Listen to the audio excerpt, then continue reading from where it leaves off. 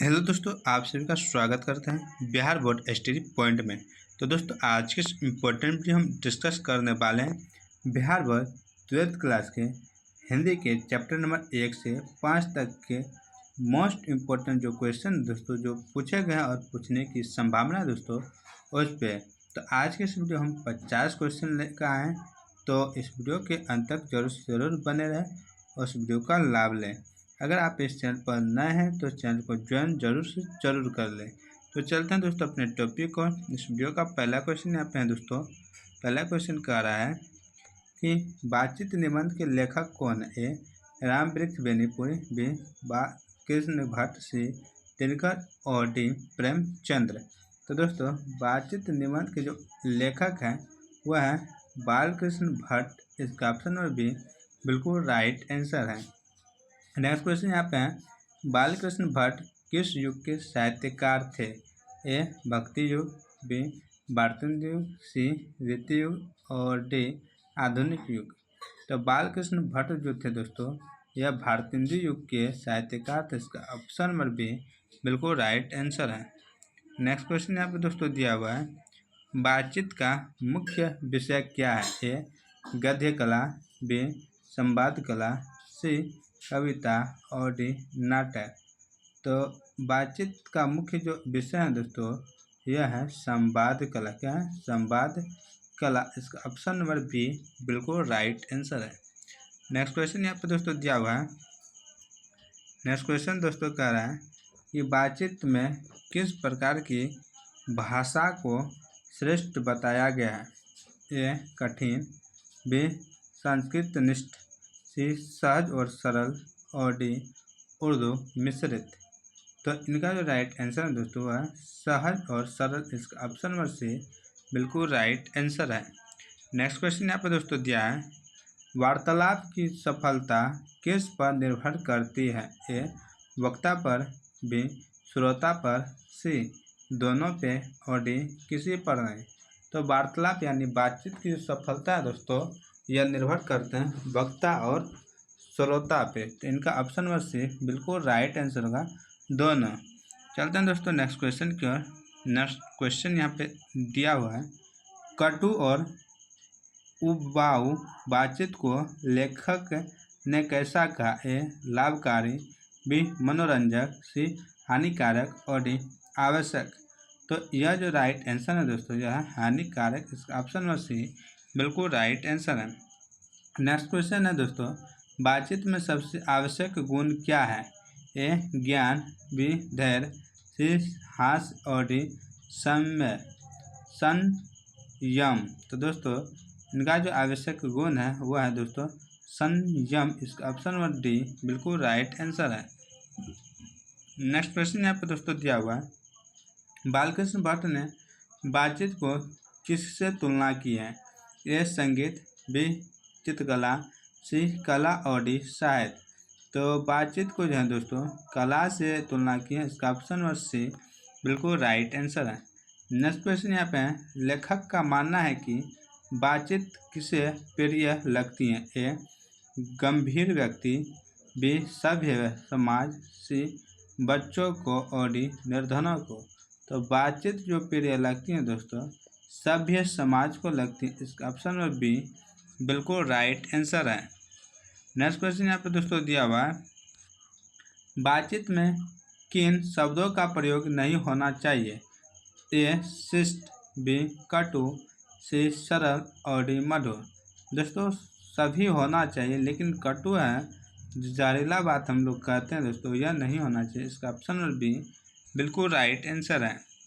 Next question यहाँ पे दोस्तों दिया हुआ है, कह रहा है उसने कहा था कहानी के लेखक कौन है? ए प्रेमचंद, बी गुलेरी यानी सी दिनकर और डी बेनीपुरी। तो उसने कहा था कहानी के जो लेखक हैं दोस्तों वह है गुलेरी। इसका ऑप्शन नंबर बी बिल्कुल राइट आंसर होगा। नेक्स्ट क्वेश्चन यहाँ पे दोस्तों दिया हुआ है, उसने कहा था का नायक कौन है? ए कीरत सिंह, बी लहना सिंह, सी सूबेदार और डी मोहन। तो इनका जो नायक है दोस्तों वह है लहना सिंह। इसका ऑप्शन नंबर बी बिल्कुल राइट आंसर है। नेक्स्ट है कहानी की नायिका कौन है? ए गीता, बी तिल्ली, सी सुमित्रा और डी राधा। तो कहानी की जो नायिका है दोस्तों वह है तिल्ली। इसका ऑप्शन में भी बिल्कुल राइट आंसर है। नेक्स्ट क्वेश्चन यहाँ पे दोस्तों दिया हुआ है। नेक्स्ट क्वेश्चन कर रहा है, कहानी की पृष्ठभूमि किस युद्ध पर आधारित है? ए 1857 की क्रांति विद्रोह, बी प्रथम विश्व युद्ध, सी द्वितीय विश्व युद्ध और डी कोई नहीं। तो दोस्तों यह जो युद्ध है दोस्तों, यह प्रथम विश्व युद्ध है। इसका ऑप्शन में भी बिल्कुल राइट आंसर है। दोस्तों प्रथम विश्व युद्ध 1914 से 1918 तक चला था। चलते हैं नेक्स्ट क्वेश्चन की ओर। नेक्स्ट क्वेश्चन यहाँ पे दोस्तों दिया हुआ है कि लहना सिंह ने अपने प्राण किसके लिए बलिदान किए? ए सूबेदार, बी तिल्ली, सी कीरत सिंह और डी अपने बेटे। तो लहना सिंह ने अपने प्राण जो त्याग दिए यानी बलिदान में कर दिए तो वह कीरत सिंह के लिए किए थे। इसका ऑप्शन और सी बिल्कुल राइट आंसर है। नेक्स्ट है, कहानी का मुख्य भाव क्या है? ए प्रेम और बलिदान, बी मित्रता, सी वीरता और डी देश प्रेम। तो कहानी का जो मुख्य भाव है दोस्तों प्रेम और बलिदान का है। इसका ऑप्शन ए बिल्कुल राइट आंसर है। नेक्स्ट है, गुलेरी का जन्म कहाँ हुआ था? ए पटना, बी जयपुर, सी आगरा और डी दिल्ली। तो गुलेरी जी का जो जन्म हुआ था दोस्तों जयपुर में हुआ था। इसका ऑप्शन में भी बिल्कुल राइट आंसर है। नेक्स्ट क्वेश्चन यहाँ पे दोस्तों दिया हुआ है, कह रहा है दोस्तों कि उसने कहा था कहानी किस पर आधारित किस प्रकार की है? ए सामाजिक, बी युद्ध प्रधान प्रेम कथा, सी आत्मकथा और डी हास्य कथा। तो उसने कहा था कहानी जो है दोस्तों यह युद्ध प्रधान प्रेम कथा है दोस्तों। इसका ऑप्शन में भी बिल्कुल राइट आंसर है। नेक्स्ट है, नायक किस रेजिमेंट में था? A Punjabi regiment, B Bengal regiment, C Bihar regiment और डी दिल्ली रेजिमेंट। तो नायक जो है दोस्तों यह पंजाबी रेजिमेंट में था। इसका ऑप्शन में ए बिल्कुल राइट आंसर है। नेक्स्ट है, लहना सिंह की मृत्यु कहाँ होती है? ए अस्पताल में, बी युद्ध भूमि में, सी गांव में और डी ट्रेन में। तो लहना सिंह के जो मृत्यु होता है दोस्तों युद्ध में होता है। इसका ऑप्शन में भी बिल्कुल राइट आंसर है। नेक्स्ट क्वेश्चन यहाँ पे दोस्तों दिया हुआ है कि आत्मकथ्य के लेखक कौन है? ए दिनकर, बी बेनीपुरी, सी द्विवेदी और डी प्रेमचंद।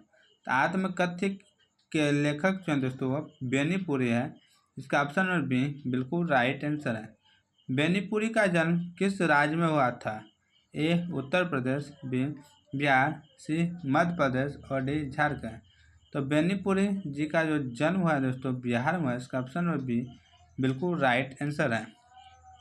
नेक्स्ट क्वेश्चन यहाँ पे दोस्तों दिया हुआ है कि आत्मकथ्य किस रूप की रचना? ए जीवनी, बी आत्मकथा, से नाटक और डी उपन्यास। तो दोस्तों आत्मकथ्य जो है दोस्तों एक आत्मकथा है। इसका ऑप्शन में भी बिल्कुल राइट आंसर है। नेक्स्ट है, बेनीपुरी को किस नाम से जाना जाता है? ए जन कवि, बी राष्ट्र कवि, सी क्रांतिकारी साहित्यकार और डी महाकवि। तो बेनीपुरी जो जिस नाम से जानते अन्य नाम चाहे उपनाम के दोस्तों तो इनको क्रांतिकारी साहित्यकार मानते हैं। इसका ऑप्शन में सी बिल्कुल राइट आंसर है। नेक्स्ट क्वेश्चन यहाँ पे, बेनीपुरी का संबंध किस आंदोलन से था? ए असहयोग, बी नमक सत्याग्रह, सी चंपारण और डी स्वदेशी। तो बेनीपुरी का जो संबंध था दोस्तों वह असहयोग से था। इसका ऑप्शन में ए बिल्कुल राइट आंसर है। दोस्तों असहयोग आंदोलन जो हुआ था यह 1942 ईस्वी में हुआ था दोस्तों। कब? 1942 में असहयोग आंदोलन। चलते हैं दोस्तों नेक्स्ट क्वेश्चन की ओर। नेक्स्ट क्वेश्चन यहाँ पे दोस्तों दिया हुआ है कि बेनीपुरी की लेखनी में कौन सा गुण प्रमुख है? ए दार्शनिकता, बी यथार्थवादी चेतना, से व्यंग और डी वैज्ञानिक दृष्टि। तो दोस्तों इनका जो राइट आंसर होगा यह होगा यथार्थवादी चेतना। इसका ऑप्शन में भी बिल्कुल राइट आंसर होगा। नेक्स्ट है, आत्मकथ्य का मुख्य उद्देश्य क्या है? ए मनोरंजन, बी आत्मसंघर्ष का चित्रण, सी धार्मिक शिक्षा और डी हास्य। तो इनका राइट आंसर है दोस्तों आत्मसंघर्ष का चित्रण। इसका ऑप्शन में बी बिल्कुल राइट आंसर है। नेक्स्ट क्वेश्चन यहाँ पे दोस्तों है, बेनीपुरी किस भाषा शैली के साहित्यकार थे? ए कठिन संस्कृतनिष्ठ, बी सहज सरल और सी अंग्रेजी मिश्रित और डी उर्दू मिश्रित। तो इनका जो राइट आंसर है दोस्तों सहज सरल है। इसका ऑप्शन में बी बिल्कुल राइट आंसर है। नेक्स्ट क्वेश्चन यहाँ पे दोस्तों दिया हुआ है, कह रहा है बेनीपुरी के विचार किस वर्ग को प्रभावित करते हैं? ए किसान और मजदूर, बी व्यापारी, सी राजा महाराजा और डी पंडित। तो बेनीपुरी के जो विचार हैं दोस्तों यह किसान और मजदूर को प्रभावित करते हैं। इसका ऑप्शन नंबर ए बिल्कुल राइट आंसर है। नेक्स्ट है, बेनीपुरी के अनुसार साहित्य का कार्य क्या है? ए मनोरंजन, बी समाज सुधार, सी शिक्षा देना और डी राजनीति। तो बेनीपुरी के अनुसार जो साहित्य का जो कार्य है दोस्तों वह है समाज सुधार। इसका ऑप्शन नंबर बी बिल्कुल राइट आंसर है। नेक्स्ट क्वेश्चन यहाँ पे दोस्तों दिया हुआ है, साहित्य का उद्देश्य निबंध के लेखक कौन है? ए शुल्क, बी द्विवेदी जी, सी दिनकर और डी बेनीपुरी। तो इनका जो लेखक है दोस्तों वह है द्विवेदी जी। इसका ऑप्शन में बी बिल्कुल राइट आंसर है। नेक्स्ट है, साहित्य का उद्देश्य क्या है? ए ज्ञान प्रदान करना, बी मानवता का विकास, सी मनोरंजन और डी राजनीति। तो साहित्य का उद्देश्य का जो है दोस्तों साहित्य का उद्देश्य, इसका उद्देश्य है कि मानवता का विकास। इसका ऑप्शन में बी बिल्कुल राइट आंसर है। नेक्स्ट है, हजारी प्रसाद द्विवेदी की जी किस विषय के आचार्य थे? ए संस्कृत साहित्य, बी इतिहास, सी विज्ञान और डी गणित। तो हजारी प्रसाद द्विवेदी जी दोस्तों यह संस्कृत साहित्य के आचार्य थे। इसका ऑप्शन ए बिल्कुल राइट आंसर है।